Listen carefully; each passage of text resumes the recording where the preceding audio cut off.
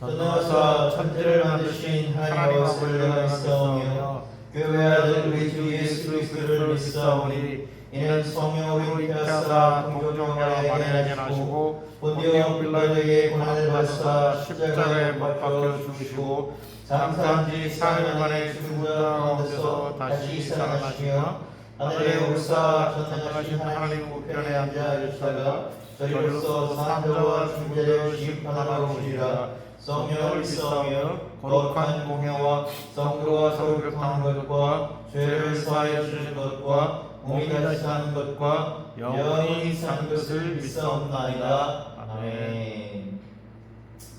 교독문 40번 시편 96번 편 읽겠습니다. 한 절씩 교독하실 때 회중께서는 붉은 글씨로 화답해 주겠습니다. 제가 먼저 읽겠습니다. 새 노래로 여호와께 노래하라. 온 땅이여 여호와께 노래할지어다. 여호와께 노래하여 그의 이름을 송축하며 그의 구원을 날마다 전파할지어다.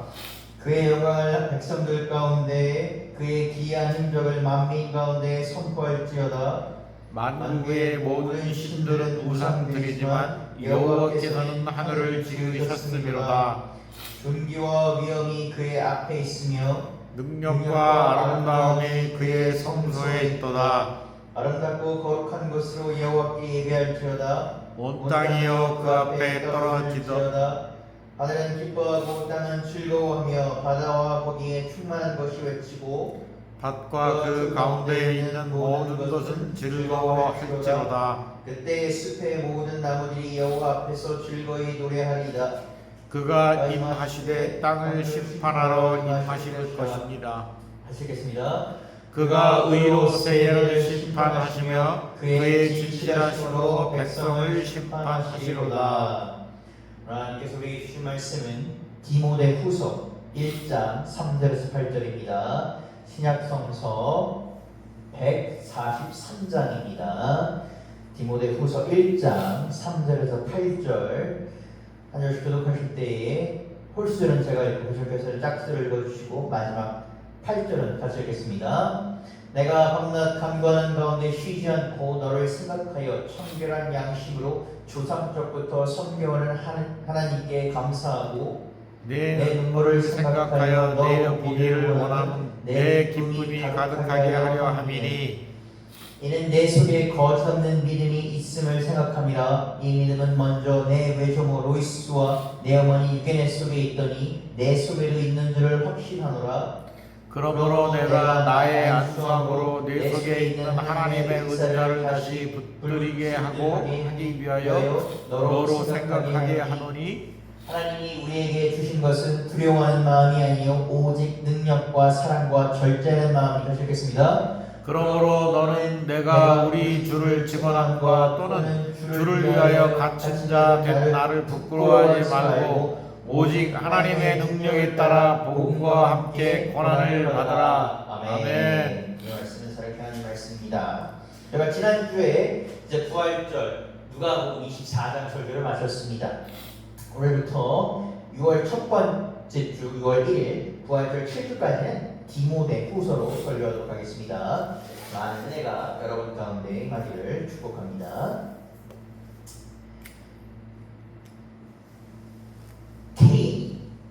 한 개인 신약성 그 신구약 66권 중에서 가장 많은 성서 한 권 한 권을 남긴 사람이 누구냐고 한다면 단연토대 바울입니다. 바울이 쓴 서신 13편은 신약성서 66권에 들어가 있고 가장 많은 비율을 차지합니다. 대충 계산해봐도 5분의 1이 바울이 쓴 서신입니다. 이 바울이 쓴 13편의 서신은 내용과 수신에 따라서 3가지로 갈라져서 구별할 수 있는데 그중 하나는 우리가 교리를 담은 내용도 있고 또 그러면 우리가 바울이 옥중에서 쓴 서신도 있고 이 세 번째 부류를 우리가 목회서신이라고 합니다. 이 목회서신은 뭐냐면 목회자 개인에게 보내는 편지입니다. 그래서 목회에 관한 조언과 너가 이것을 유념해서 이렇게 하라는 조언과 격려가 담겨 있습니다. 이 목회서신의 수신인은 2명입니다. 목회서신은 3권이지만 우리가 목회서신은 2권, 목회서신의 수신인은 두 명인데 디모데 전서에 받는 사람이 디모데 그리고 디도서의 수신인이 디도입니다. 이 바울 사역 가운데는 많은 동역자가 있었지만 이 디도와 디모데를 빼놓을 수가 없습니다. 이 디도와 디모데는 바울의 최측근이라고 보시면 됩니다. 바울의 최측근이자 바울의 오른팔과 왼팔 같은 사람입니다. 마치 예수님께서 사역을 하실 때 12제자 특히 베드로가 이 오른팔 역할을 했다면 이 디모데와 디도가 오른팔 왼팔 역할을 했던 그런 사람입니다. 디도는 우리가 디도서를 살펴볼 때 봤습니다. 사도 바울의 비서와 같은 사람입니다. 그래서 사도 바울이 공궁에 처한 그 상황 가운데 그가 가까이에서 이 사도 바울을 도왔습니다. 본문에 디모데는 어떤 인물입니까? 우리가 모두 아는 것처럼 사도 바울의 영의 아들로 이 사도 바울이 로마에서 이제 사형당한 전 이 디모데후서가 사도 바울이 남긴 가장 마지막 서신입니다. 사도 바울이 이 서신을 집필하고 나서 이제 얼마 있다가 로마에서 처형을 당하는데 이 디모데후서 4장에는 그 사도 바울이 처형당하기 전에 가장 보고 싶은 사람이 누구냐? 사람이 디모데라는 것입니다. 디모데야 속히 이곳으로 와서 내가 죽기 전에 내가 너의 얼굴을 보고 싶구나 라는 얘기를 합니다. 다른 어떤 사람도 아니라 누구다?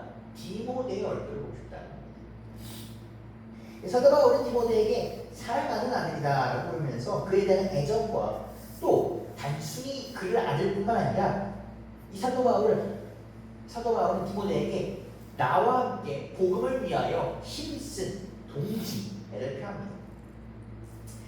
이 본서신 디모데후서가 말씀드린 것처럼 디모데에게 보내는 편지인데 이 디모데는 당시에 어디에서 목회를 하고 있었냐면 에베소, 사도 바울이 세운 교회 중 에베소에 목회를 하고 있습니다. 이 에베소는 요즘으로 말하면 터키입니다. 거기서 목회하고 있는데 이 디모데후서를 작성할 때 말씀드린 것처럼 사도 바울이 지하 감옥에 갇혀서 죽을 날만을 기다리고 있었습니다. 이 사도 바울이 편지를 남긴 요 시점, 이게 사람들이 얘기할 때 기원후 한 67년경이다라고 많이 얘기합니다. 근데 이 시점에는 이제 초대교회에 큰 위기가 찾아옵니다.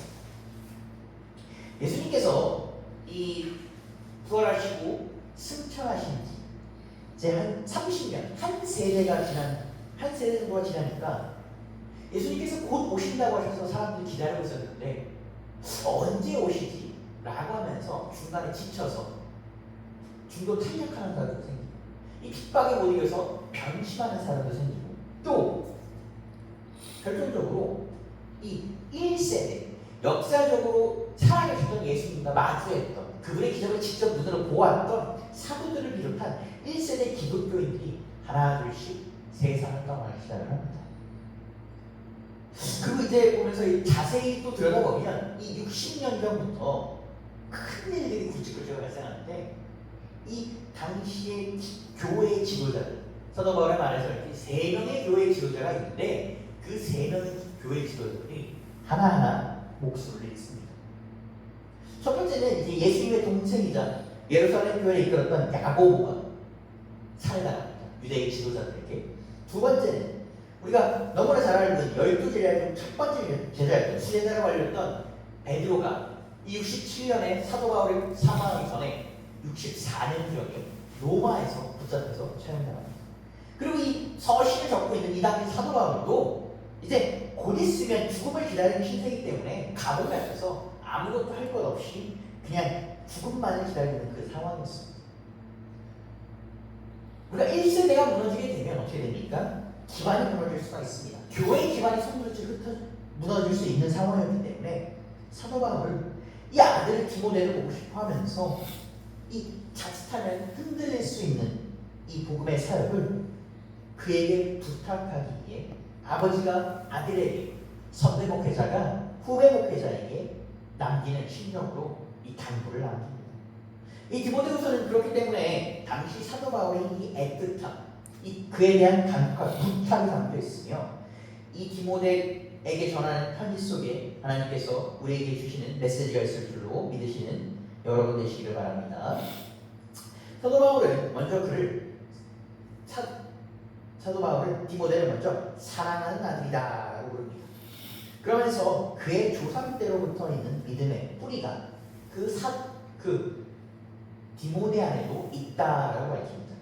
디모데후서 1장 3절에서 5절을 읽겠습니다.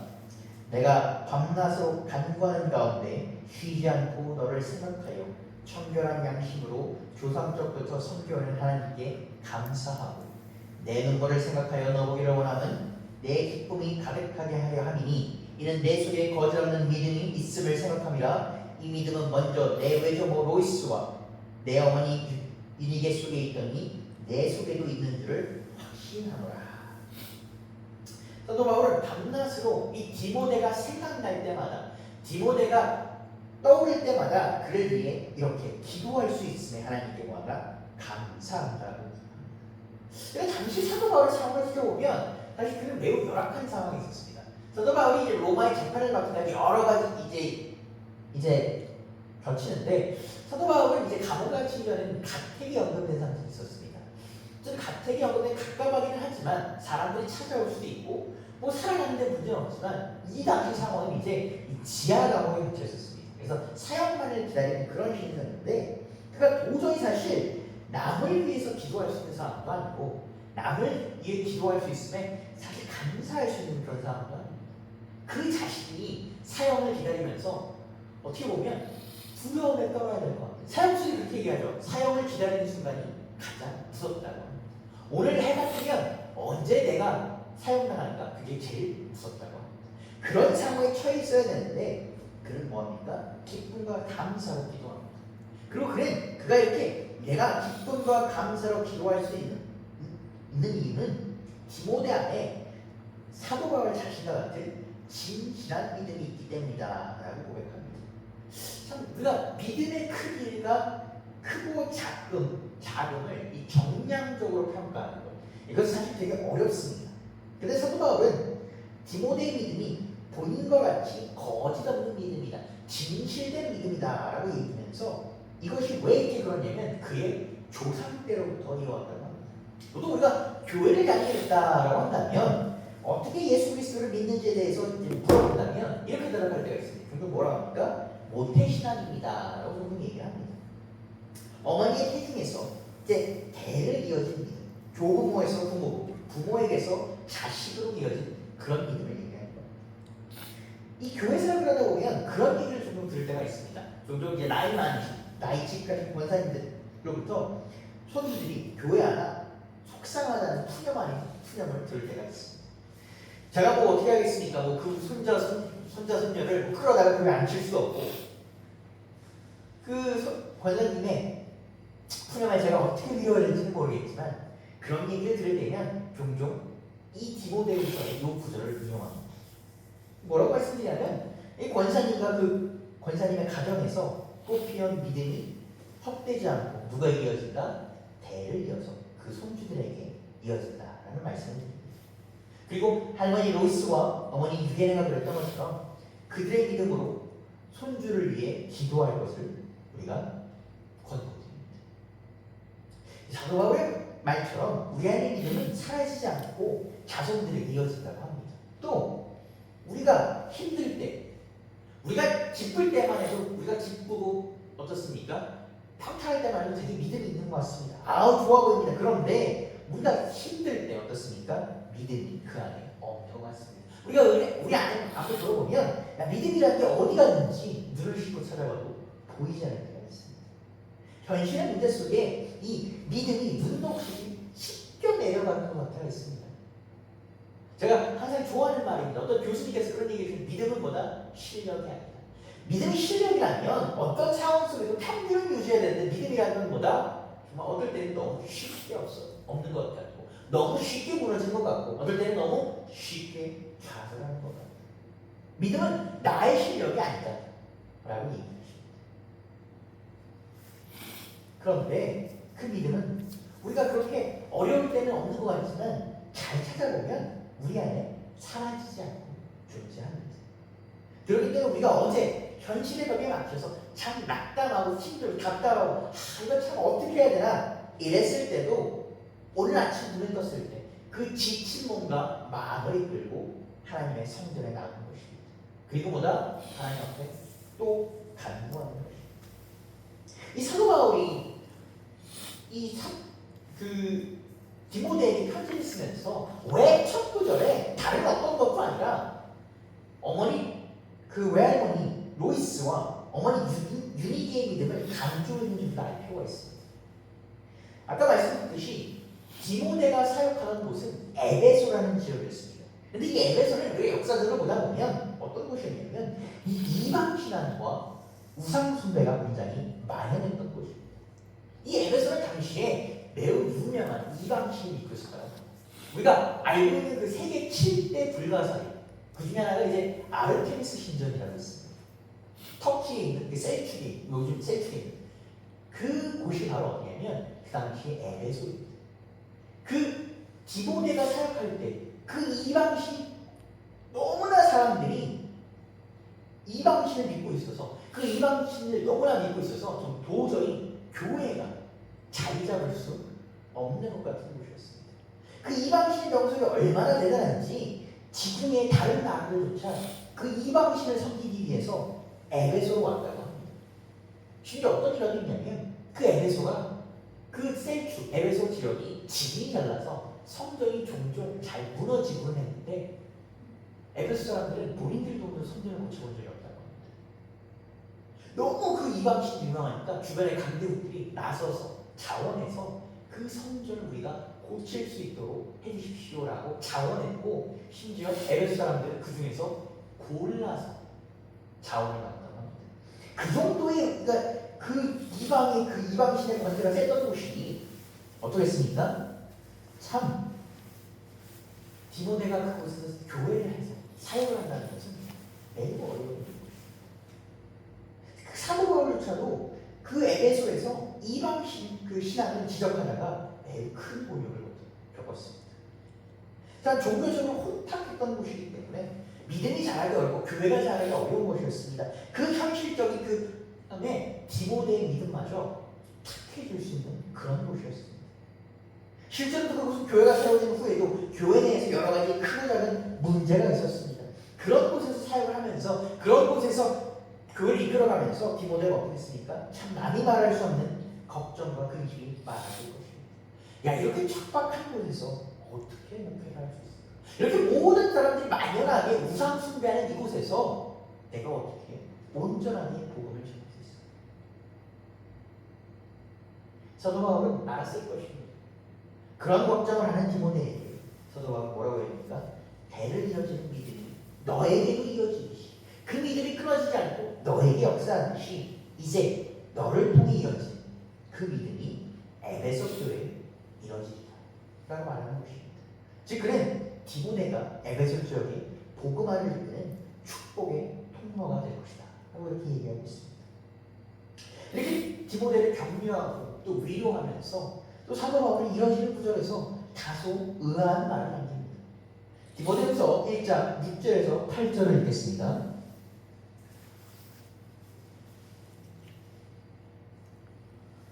그러므로 내가 나의 안수함으로 내 속에 있는 하나님의 은사를 다시 불불실들하게 하기 위하여 너로 생각하게 하노니 하나님이 우리에게 주신 것은 두려워하는 믿음이 아니요 오직 능력과 사랑과 절제하는 마음이. 그러므로 너는 내가 우리 주를 증언함과 또는 주를 위하여 갇힌 자 된 나를 부끄러워하지 말고 오직 하나님의 능력을 따라 복음과 함께 고난을 받으라.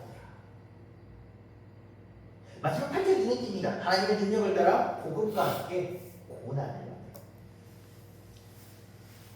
사도 바울은 이 디모데를 북돋으며 이 어렵고 척박한 에베소 교회 상황 가운데 그가 맡은 바의 소명을 다하여 하나님께 첫 그 안수 받았을 때 하나님 그에게 성령의 불길이 임한 것처럼 성령의 불길이 다시 한번 그를 일으켜 주시길, 혹시 지쳐있을지 모르는 그 영혼을 깨워주시기를 주고.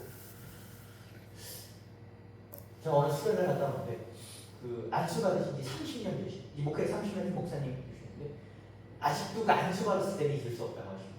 그 안수 받았을 때 성령의 감동, 목회 30년 하다면 정말 별의별 다 있었다고 하십니다. 그것이 지쳐갈 때마다 그날을 생각하시면서 하였다. 사도 바울은 그때처럼, 처음 그때처럼 뭐라? 불같은 성령의 불길이 임하게. 우리가 이 가장 은혜가 충만하고 믿음이 의욕이 넘칠 때가 언제입니까? 지금 이 순간인데, 교회에 있을 때. 저 예배가 끝나자마자 교회 문을 열고 나가는 그 순간부터 어떻게 합니까? 우리 믿음과 은혜의 연료는 어떻게 점점 떨어집니다. 교회 오기 전날쯤 되면 우리 안에 믿음은 어디 간지도 모르겠고 우리는 그저 그냥 현실에 고난하는 거예요. 이 현실의 어려움에 지쳐 있습니다. 그런데 오늘 사도 바울의 말을 보면 그렇게 만신창이가 되는 것, 그렇게 만신창이가 되는 것은 우리뿐만 아니라 믿음의 아들인 디모데도 그랬고 어쩌면 서신을 적는 사도 바울조차 그랬을 것입니다. 그도 그래 봤기 때문에 디모데에게 위로하고 있을지도 모릅니다. 그런데 사도 바울이 여기서 끝이는 것이 아니라 어떻게 그럼 그 다시 성령의 불길을 불붙여야 하는가에 대해서 얘기합니다. 사도 바울은 그것을 다시 불붙일 수 있는 것은, 우리가 처음으로 돌아올 수 있는 것은 무엇이다? 하나님의 은사, 즉 하나님의 능력이라고 합니다. 사도 바울은 뭐라고 얘기하냐면 하나님께서 우리에게 주신 것은 두려움이 아니라 능력이라고 합니다. 우리가 교회를 다닐 때 제일 많이 듣는 말이 뭡니까? 두려워하지 말라, 겁내지 말라, 하나님이 능력 주신다라는 얘기를 많이 듣습니다. 너무 많이 들었기 때문에 이 구절 자체를, 이 프레이즈 자체를 의심하지 않습니다. 근데 우리는 왜 이렇게 말하는 것일까? 우리가 일주일을 사는 동안 많은 일을 만납니다. 몇 가지 일이 될 수 없는데 예를 들어 우리가 10가지 일을 만난다고 합니다. 그러면 여러분께서는 몇 가지 일을 할 때 하나님께 도와달라고, 능력 달라고 기도하십니다. 달리 말해 여러분은 몇 가지 일을 하나님의 능력으로 하고 몇 가지 일을 여러분의 능력으로 하십니다. 물론 우리는 모든 것이 하나님의 능력으로 해야 됩니다. 모든 것이 하나님께서 이끄신 대로 해야 되지만 우리가 일주일을 살면서 모든 일을 하나님께 절실하게 기도하자 하면서 일을 처리하지 않습니다. 어떤 때는 우리가 너무 가볍게 처리할 때가 있습니다. 10가지 일을 하면 2-3가지를 가볍게 처리할 수 있습니다. 별로 어려움이 되지 않아요. 쉽게 처리할 수 있습니다. 능력이 좋으신 분들은 운이 좀 좋다면 5개 이상을 절실하게 기도하지 않고 처리할 수 있습니다. 해결할 수 있습니다. 그러면 이제 나머지가 문제입니다. 그럼 나머지가 문제예요. 나의 능력으로 해결이 안 되는 이 5개에서 많게는 7가지 일 앞에서 우리 뭐라고, 그것이 어려움이다 라고 얘기합니다. 고난이라고 얘기합니다. 그리고 그 일들을 어려움, 고난, 역경이라고 부르면서 두려워합니다. 여러분, 우리가 왜 고난과 역경 가운데 두려워합니까? 이유는 간단합니다. 우리 능력으로 해결되지 않기 때문에. 그리고 우리가 그것을 우리 스스로 너무나 잘 알고 있기 때문에. 여러분 그 야생의 짐승들을 보게 되면 짐승들은 본능적으로 보니까 자기보다 강자를 보게 되면 어떻게 됩니까? 두려움을 느낀다고 합니다. 몸을 웅크리거나 몸을 풀려서 본능으로 한다고 합니다. 우리 스스로 너무나 잘하는 것입니다. 왜? 이것이 나의 힘으로 안 되기 때문에. 그렇기 때문에 사도 바울이 얘기합니다. 두려움은 뭐다? 하나님이 주시는 것이 아니라 우리가 스스로 느끼는 것이다. 왜? 우리가 그 5가지, 7가지 일, 우리가 쉽게 처리했던 일 말고 그 5가지, 7가지 일을 뭐다? 우리가 스스로 할 수 없고 이것이 하나님의 일로 해야 된다는 것을 알기 때문에. 그렇기 때문에 사도 바울은 우리의 힘으로 안 되는 그 일, 우리에게 두려움을 주는 그 일들을 우리의 힘으로 하지 말라고 합니다. 왜? 이때가 바로 하나님의 능력을 찾을 때입니다. 우리 능력으로 스스로 되지 않기 때문에 우리 스스로 할 수 없다는 걸 스스로 알기 때문에 두렵기 때문에 그때가 바로 할 때 하나님께 능력을 달라고 합니다. 그러니까 살다 보면 교회 다니는 분도 있고 교회 다니지 않으신 분도 있는데 이 교회 다니신 분과 교회 다니지 않는 사람의 차이가 있습니다. 우리가 정상적인 비종교, 요즘 이렇게 정상적이지 않은 분들이 많기 때문에 이 정상적인 비종교인은 어떤 문제가 해결 안 되면 어떻게 됩니까? 스스로 원인을 찾고자 이게 왜 안 되지? 왜 고민합니다. 아 내가 우리 부족합니다. 안 되나? 라고 합니다. 그런데 우리 기독교인들은 어떻게 합니까? 일이 해결이 안 되면 이제 어떻게 해요? 하나님께 구합니다. 하나님께 기도해요. 때론 뭐 합니까? 불평도 합니다. 불평하는 것 자체는 옳지 않습니다. 그런데 이거 근본적으로 넘어가 본다면 접근 자체는 틀린 건 아닙니다. 왜? 우리가 해결되지 않는 일, 우리가 두려워하는 일을 보다 하나님의 능력을 구할 때입니다. 그럴 때 우리가 뭐다? 이때 불평할 것이 아니라 하나님의 능력을 구할 때입니다. 그렇기 때문에 사도 바울은 뭐합니까? 복음과 함께 고난을 받으라고 합니다. 우리가 고난을 받을 때가 뭐다? 믿음으로 하나님께 구할 때이기 때문에. 누가 여러분 고난 받고 싶지 않습니다. 단상에 올라는 저도 마찬가지고 신학생들도 마찬가지고 어쩌면 목회자분들도 마찬가지고 고난 받고 싶은 사람은 없습니다. 그러나 고난을 받은 그 순간, 고난 받을 그때가 보다 하나님께서 주신 능력을 여러분이 사용하게 됩니다. 기독교인들이 좋아하는 CCM이 있습니다.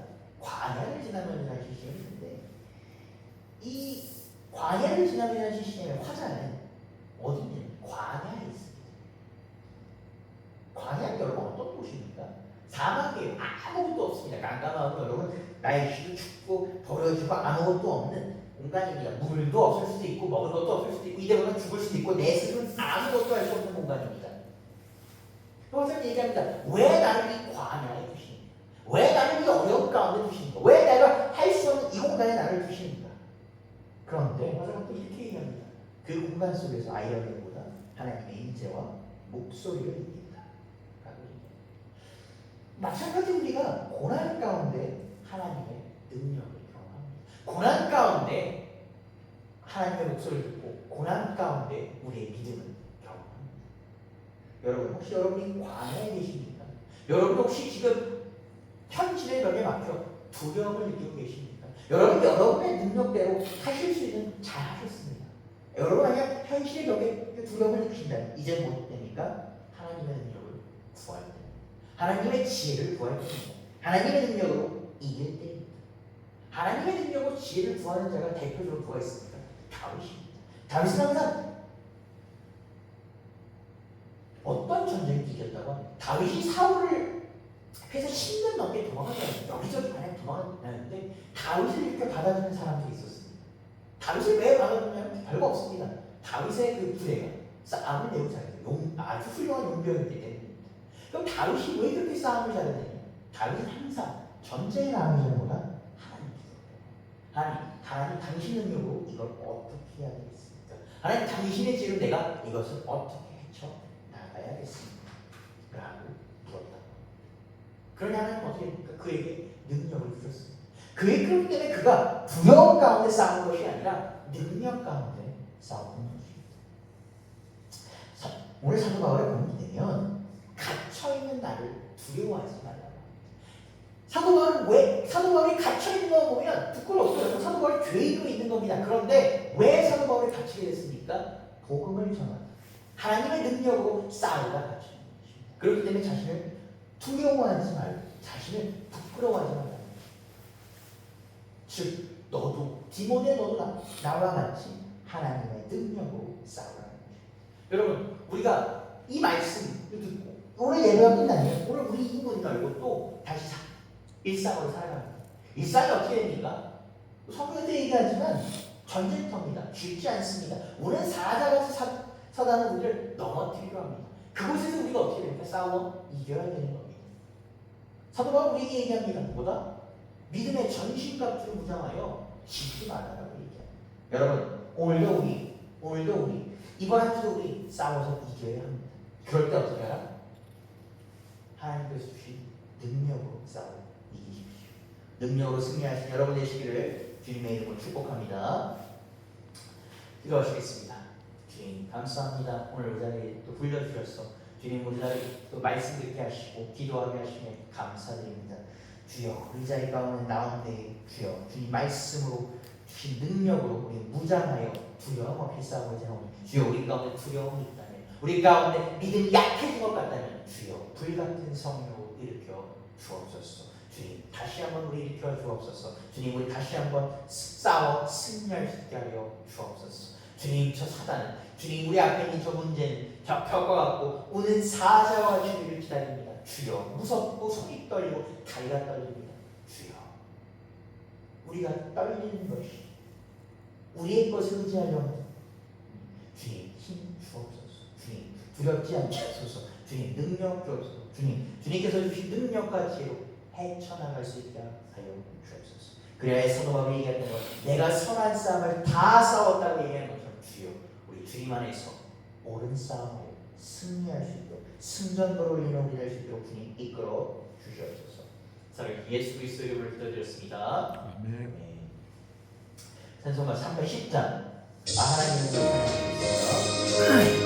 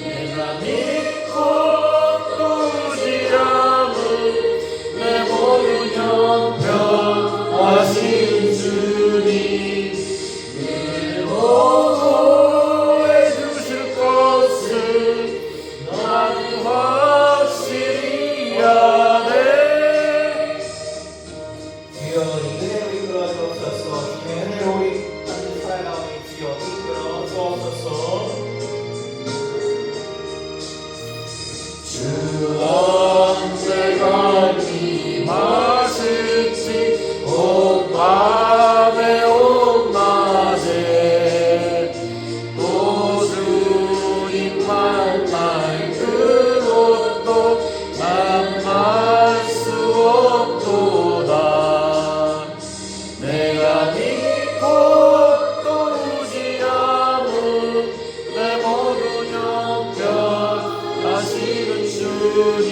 늘 보호해 주실 것을 나는 확실히 아네.